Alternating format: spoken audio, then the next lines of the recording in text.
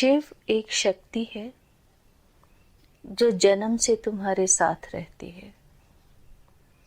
तुम्हारे अंदर पैदा होने वाली माया को लय करने की शक्ति। जब से ब्रह्मांड बना ये शक्ति साथ ही थी। ये हर व्यक्ति के अंदर है, लेकिन सुप्त रूप में। शिवो हम कहने से कोई शिव नहीं हो जाता। छोटा सा अंतर है। एक रूप जो शंकर हुए, उनकी लय करने की शक्ति इतनी ज्यादा थी। लय करने की शक्ति और शंकर दोनों एक हुए, इसलिए शंकर शिव कहलाए। और जितना कुछ उल्लेखनीय है उसके अकॉर्डिंग, क्योंकि जो पहले युगों युगों से था चला आ रहा, जिसका उल्लेख नहीं है, शक्ति तो तब भी थी कि ये शक्ति तुम्हारे अंदर है। जब तुम्हारे अंतर की वो लय करने की शक्ति जागृत हो जाती है, अपने मन के सफुरनों को, अपनी डिजायर्स को, अपनी डेस्टिनी को, इस माया को, उस शक्ति से जब तुम लय करने लगते हो, गहराई से देखोगे तो जानोगे कि उस शक्ति को नमन है। क्योंकि थी नहीं, इंसान ने जो बहुत ऊंची और गहरी चीजें थी, जिन शक्तियों ने उसे अपनी ओर आकर्षित किया, उसको जीव ने नमन ही किया पहले। अर्थात शक्ति अपने ही अंतर चरम सीमा पर हो गई। उस शक्ति से आत्मसात हो गया। इन सब से ऊपर है वो क्रिएटर जिसने ये सारी शक्तियां बनाई, जिससे ये शक्तियां उपजी। व्यक्ति नहीं है, देवी देवता नहीं है, ये शक्तियां हैं। जब तुम्हें ये लगने लगे कि तुम अपने अंतर की माया को लय करने लगे हो, तुम्हारे अंतर का संसार कम होने लगा है, लय होने लगा है, तब ये समझना वो शक्ति तुम्हारे अंदर जागृत होने लगी है।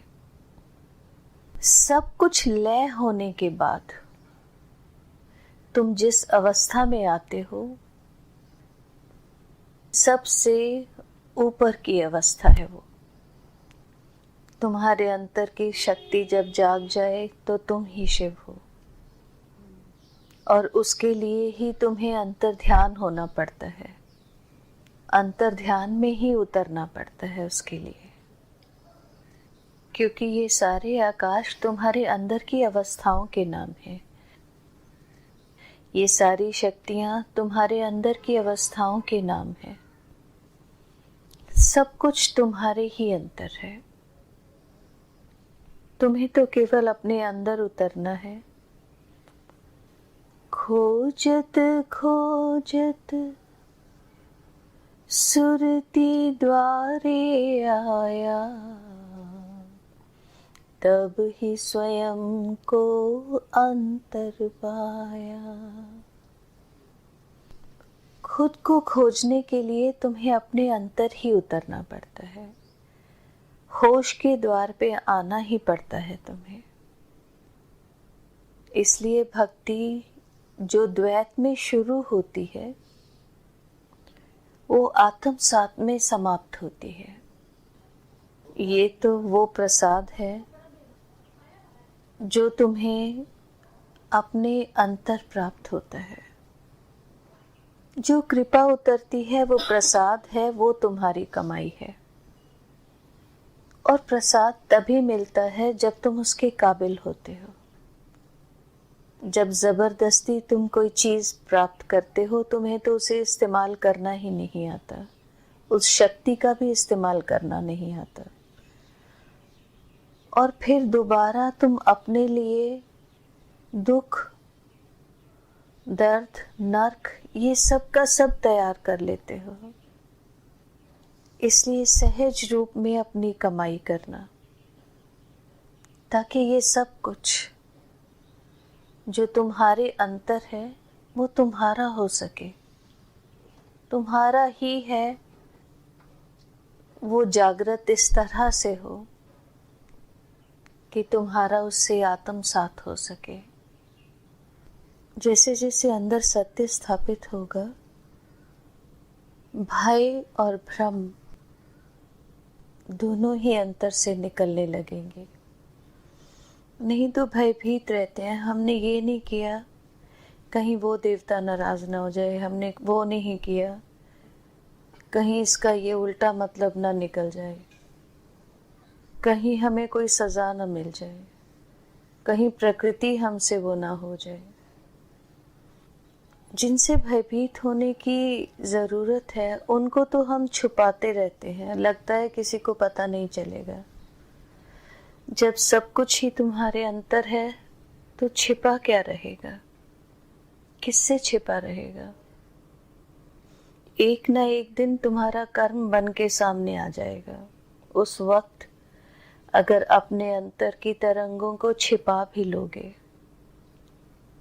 कुछ समय के लिए अपनी नेगेटिविटी को छुपा भी लोगे, इंसान को लगता है मैंने छुपा लिया है, लेकिन प्रकृति का नियम है ये कि एक दिन कर्म बनकर वो सामने आ जाता है, प्रकट हो जाता है।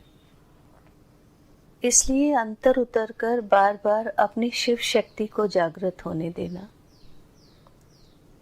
ताकि अंदर की बहुत सारी नेगेटिविटी तुम्हारी लय हो सके। भयभीत होना अपने अंतर के उस नेगेटिविटी से भयभीत होना। जब सहज रूप में तुम लय करते चले जाते हो इन सबको, तब कोई देवी देवता, कोई भी तुम्हें पनिश नहीं कर सकता। तुम्हारे प्रकाश में, तुम्हारी ऑरा में ही इतनी तीव्रता होती है कि कोई नेगेटिविटी तुम्हारे करीब नहीं आ सकती। तो जो चीज़ तुम्हारे पास है, जो प्रकाश तुम्हारे पास है, जो लय करने की शक्ति तुम्हारे पास है, उसी को ही पूर्ण रूप से जागृत होने देना।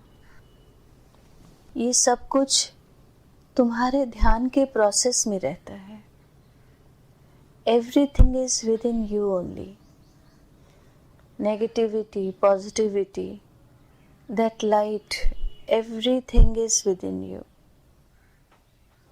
जब तक तुम प्रकाशित नहीं हो जाते, प्रकाश में नहीं आ जाते, बाकी सबको लय नहीं कर लेते, तब तक आवागमन में रहते हो और हर बार उन्हीं दुखों सुखों में, उन्हीं तकलीफों में फिर आते हो। तो फिर क्यों नहीं अपने असली स्वरूप में आता जीव? यही सबसे बड़ी विडंबना है। इस इनर प्रोसेस में अपने मन के रोग, अपने तन के रोग, इन सब से मुक्त हो जाते हो तुम। अपने आप को थोड़ा थोड़ा समय देना, हर चीज को समय दिया है, खुद को भी समय देना। और आपके पास है ये प्रोसेस, जन्म से ही आपके साथ है ये प्रोसेस, कुछ नया नहीं है। अगर तन के दुश्मन है तो मन के दुश्मन तुम्हारे ही भय और भ्रम है। गहराई से देखोगे तो जानोगे कि उस शक्ति को नमन है। ये शक्ति के जागृत होते ही तुम्हारे अंतर से आवाज निकले कि मैं ही शिव हूँ।